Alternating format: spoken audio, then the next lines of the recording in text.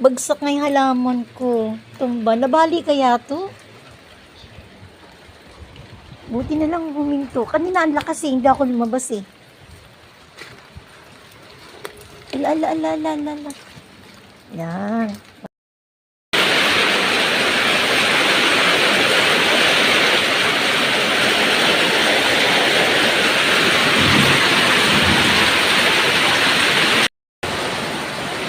Ayan, ito na yung plastic. Isusot ko sa paa ko.